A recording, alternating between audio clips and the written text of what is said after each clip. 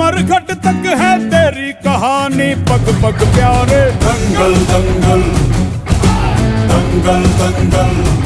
चलिए निमसेट 23 के एक और टॉपर से मिलते हैं। नाम है अल्ताफ हुसैन, जिनका ऑल इंडिया रैंक 85 है। तो अल्ताफ, सबसे पहले तो ऑल इंडिया 85 रैंक के लिए बहुत सारी बधाइयां। Thank you sir, thank you. और अल्ताफ के बारे में बताना चाहूंगा कि अल्ताफ लास्ट ईयर की सेरेमनी में भी आए थे अपने फादर के साथ, और इस बार भी आए। मुझे बहुत ही खुशी हुई। और जब इनका लास्ट ईयर अच्छा रैंक नहीं आया था तो इन्होंने कंप्रोमाइज करने की जगह, कॉलेज मिल सकता था पर कंप्रोमाइज करने की जगह कि नहीं सर, मुझे तो त्रिची, सूरत के लिए इलाहाबाद में से किसी एक में जाना है, और अगेन मेहनत की, ड्रॉप लिया, बहुत अच्छे से पढ़ाई की, और आज आपके सामने रिजल्ट है। तो अल्ताफ, आपकी जो इंटायर जर्नी है लास्ट ईयर से लेके जब आपने प्रिपरेशन की, रैंक आई, और फिर जब आपने लास्ट ईयर अवार्ड करा, कैसे डिसीजन लिया, तो मैं चाहूंगा वो आप डिटेल में बताओ। जो लोग कंफ्यूज होते हैं, आपकी सक्सेस जर्नी कहीं ना कहीं उनको एक गाइड कर देगी। So hello everyone, my name is Altaf Hussain. और जैसा कि सर ने बताया, मेरी रैंक 85 आई है और इंडियन निमसेट 2023 में। जर्नी तो ऐसे स्टार्ट हुई थी कि क्लास 10th के बाद 11th में कॉमर्स स्ट्रीम मैंने ऑप्ट करी। और मतलब कुछ श्योर नहीं होता, क्योंकि 10th के बाद हम मतलब छोटे होते हैं, तो हमें कुछ पता नहीं होता कि क्या लेना है क्या नहीं करना। और साइंस में थोड़ा मतलब मैं थोड़ा अच्छा नहीं था, मेरे को साइंस मेरे को ज्यादा पसंद नहीं थी, तो मैंने साइंस में ऑप्ट करके कॉमर्स स्ट्रीम ऑप्ट करी। उसके बाद होता रहा, 11th भी निकल गई, 12th भी निकल गई। उसके बाद देखा कि अब क्या करना है। तो मेरे एक बड़े भैया है शानू, तो उन्होंने क्या करा, उन्होंने मेरे को बताया कि इसके बाद आप बीसीए कर लो, बीसीए के बाद आप एमसीए कर सकते हो टॉप एनआईटी से। तो ये मेरे को काफी अच्छा लगा, क्योंकि आईआईटी और एनआईटी का नाम तो सबको पता ही होता है। उस टाइम पे भी हमें था कि आईआईटी वगैरह मिल जाए, तो अगर एनआईटी से एमसीए करने का मौका मिलता तो काफी अच्छा है। तो मैंने बीसीए ऑप्ट कर लिया, आईपी यूनिवर्सिटी से मैंने बीसीए कंप्लीट करा। उसके बाद थर्ड ईयर से मैंने सर के साथ कोचिंग लेनी स्टार्ट कर दी थी, बट मतलब कुछ रीजंस की वजह से मेरा मतलब पेपर इतना अच्छा गया नहीं 2022 का। और वो काफी इजी भी था एक तरह से, और मेरा मतलब ओवरऑल वो पेपर बिगड़ गया था, ये मेरे को पता था पहले से ही। तो मेरी 652 रैंक आई थी 2022 में। तो मैंने सर के पास आया, सर अगरतला मिल रहा है और मेरे को मतलब अगरतला तो जाना नहीं है। तो सर ने कहा कोई दिक्कत नहीं है, तो आप ड्रॉप लो। और मतलब मेरा भी यही मानना है कि ड्रॉप जो है, सर भी यही बोलते हैं कि ड्रॉप जो है वो एक इन्वेस्टमेंट ईयर है। मतलब अगर आप ड्रॉप करके अपने मतलब आगे लाइफ के 50 साल अच्छे कर सकते हो, सो व्हाई नॉट। तो मैंने फिर उसके बाद ड्रॉप लिया 2023 में, मतलब सर के साथ अच्छे से प्रिपेयर करा। मॉक में भी अच्छे अच्छे नंबर आ रहे थे, तो मतलब कॉन्फिडेंस बूस्ट होता रहा। हाँ बस फिर उसके बाद पेपर देने गए। सर ने कहा था मतलब पेपर देने टाइम कुछ मत सोचना, जो तुम्हें आता हो वो करना, जो नहीं आता उसे छोड़ देना। जो फालतू क्वेश्चन लगे, जो तुम्हें लगे कि आउट ऑफ द लीग आ गया, उसे छोड़ देना, उसे बिल्कुल अटेम्प्ट ही मत करना। बट पेपर में ऐसा होता है ना, मतलब 30-35 क्वेश्चन हुए, तो मैंने कहा ये तो बहुत कम है। पिछली बार तो अराउंड 38 गए थे, इस बार तो 30-35 हो रहे हैं। तो मैंने मतलब उसके बाद थोड़े से गेसिंग करना शुरू कर दिया। अराउंड 42 क्वेश्चन मैंने मैथ में अटेम्प्ट कर दिए, जिसमें से अराउंड 7 क्वेश्चन रॉन्ग हुए।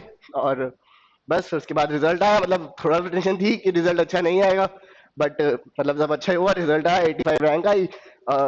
और फिर बस सर के पास आ गए।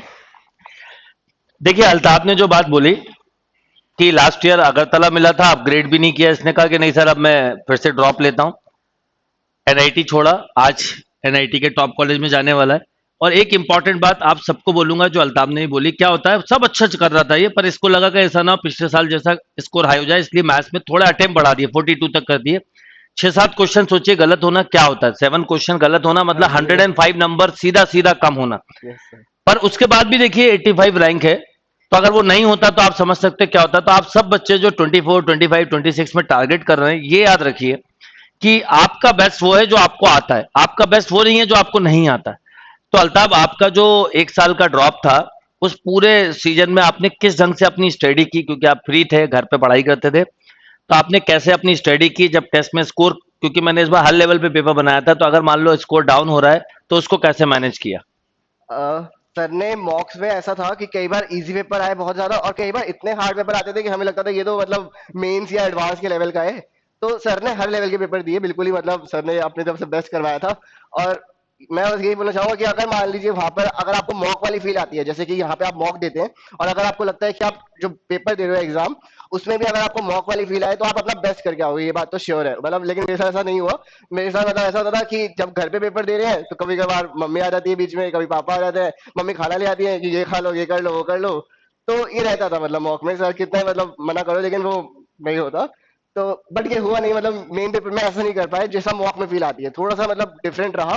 और थोड़ा एग्जाम प्रेशर होता भी है, तो मैं यही कहूंगा कि अगर आप जैसे मॉक दे रहे हैं, बस ये कोशिश करिए कि आप वहां पे भी एक तरीके का मॉक ही देने जा रहे हैं। तो अगर आप ये फील लेके जाएंगे तो अपना बेस्ट ही करके आएंगे, ये तो श्योर है। बिल्कुल सही बात बोली अल्ताफ, और आपने मुझे एक अच्छी पॉइंट बता दी कि आपको टेस्ट के बीच में कभी खाना और कुछ मिलता था। इस बार मैं बच्चों को इस बात के लिए भी बोलूंगा ज्यादा से ज्यादा कि बिल्कुल बीच में आप जब टेस्ट दे रहे हैं तो टेस्ट ही दें, ये बहुत जरूरी है। तो अल्ताफ, आप अपने जूनियर्स को क्या मैसेज देना चाहोगे?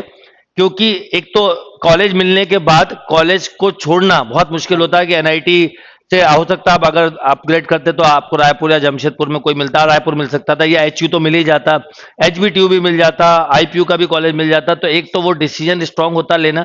मान लो किसी को मिल ही नहीं रहा तो उसको दिक्कत नहीं होती, पर जिसको मिल रहा है उसको एक डिसीजन लेने में कहीं ना कहीं मन में वो रहती है शंका। तो क्या मैसेज होगा आपका जूनियर के लिए? मैं मतलब यही कहना चाहूंगा कि अगर आपको मतलब कॉलेज मिल रहा है तो अच्छी बात है, आप एडमिशन लेना चाहे एडमिशन लेंगे, प्रॉपर मतलब आप ही का डिसीजन होता है जैसे कि सर भी बोलते हैं। बट मेरे अकॉर्डिंग अगर आपको मतलब अपनी लाइफ के आगे के कुछ साल अच्छे करने हैं तो एक साल कॉम्प्रोमाइज करना कोई बिग डील नहीं है, कर सकते हो आप लोग भी।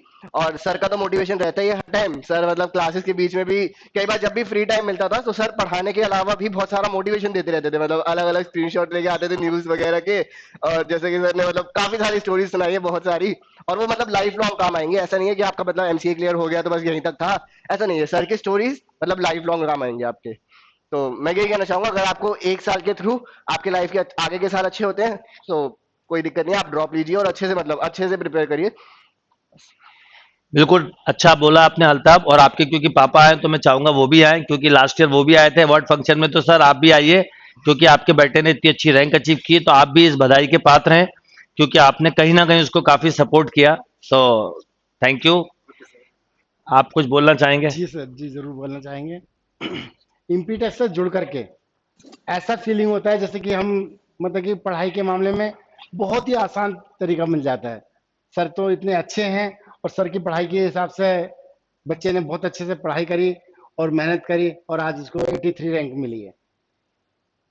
और इसके जो कर्जन हैं वो भी ना एमसीए कर करके और अच्छी पोस्ट पे हैं और उन्होंने भी इसको बहुत गाइड किया है और गाइड करने का मतलब यही है कि आज ये इस पोजीशन पर है।